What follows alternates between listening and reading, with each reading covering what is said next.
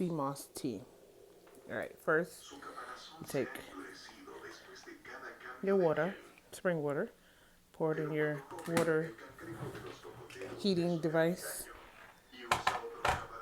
and you hit the button. You wait for your water to get hot. This is my sea moss gel that I've made myself. I'm gonna put some of this into here.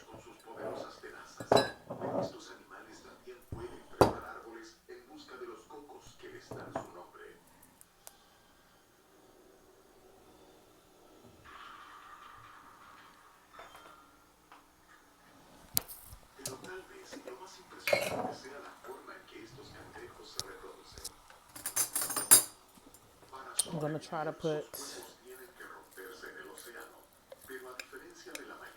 a lot, not a lot, but about that much. There's one. And that's the other one. Two.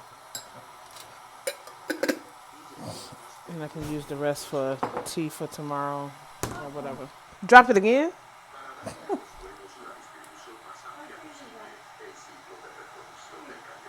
You dropped it?